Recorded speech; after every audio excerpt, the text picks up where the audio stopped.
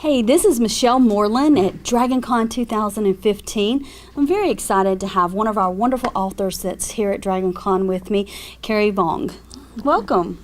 Thank you for having me. One thing that's always nice for our viewers and our listeners is to learn a little bit about you. What started your path into writing? Well, I like to joke that I wasn't good at anything else in junior high. Wasn't a sports person, didn't have a lot of friends. My dad was in the Air Force, so we moved around a lot, which meant I spent a lot of time by myself. But I was good at writing. Somehow I had teachers with a lot of creative writing exercises and units and things, and wrote stories. They gave me a lot of attention, and I thought, well, this is great. I can write and get attention and be interesting that way. So I got started early and worked and went through college and decided there was nothing else I wanted to do. That's amazing. Talk about your first book that got published. It's called Kitty in the Midnight Hour, and it's the start of my urban fantasy series about a werewolf named Kitty who hosts a talk radio advice show for the supernaturally disadvantaged. So people call in and their vampire boyfriends are a pain in the neck, that kind of thing. I didn't know if it would sell. I kind of write it because I wrote a lot of things that didn't sell, so I assumed that one She's pretty popular. wouldn't either, and it was great that it took off. I was more surprised than anyone, but fortunately that idea, the talk radio show and the character with that personality, just huge potential for stories. So many people she could meet, so many adventures she could have, and the books just kept going and going. And that was really great. In the beginning, did you feel like she was going to be skeptical? Because she wasn't skeptical too quick, but did you think, as you were writing her character, that she was going to have that much reservation in the beginning?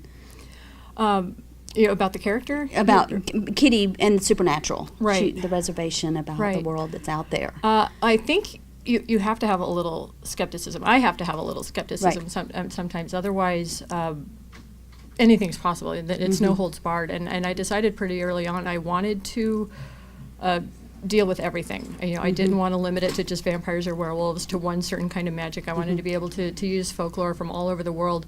But at the same time, in our real world, there are kind of so many charlatans out there that I wanted Kitty to be someone who would be skeptical, who wouldn't accept everything at face value, because then there'd be no conflict, there'd be no story, there'd be nothing for her to investigate, because a lot of it in her world is real.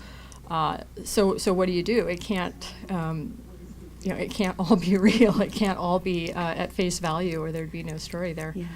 Now you have pulled in some great magic and different folklore. What was one of the favorite ones that you explored? I did a whole book set in Chinatown in San Francisco, and part of it was I really wanted to deal with some non-Western mythologies and folklore.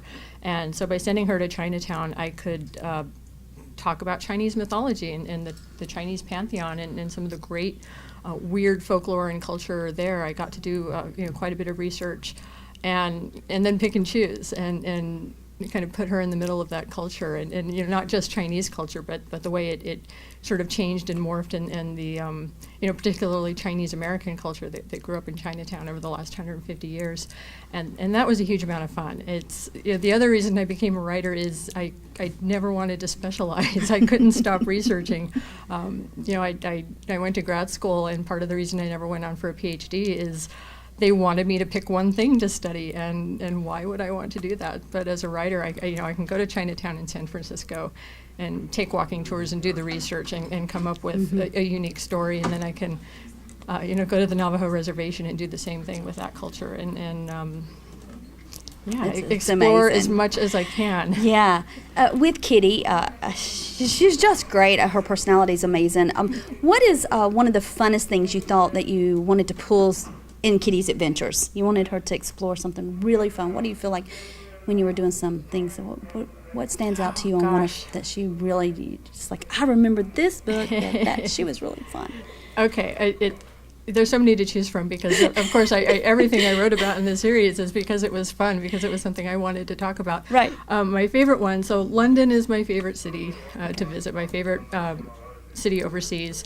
So I set an entire book there. Set it up as a conference there's an international conference on supernatural beings, and Kitty gets to go, and it's in London. And so that was great. I got to go to London and come up with ideas while walking around the city and just being there. But I decided that this was going to be the place where I was going to take an actual historical figure and make that person a vampire. And that person was going to be the master vampire of London. And I found Edward Allen, who was one of the actors in Shakespeare's time, one of the great Elizabethan actors.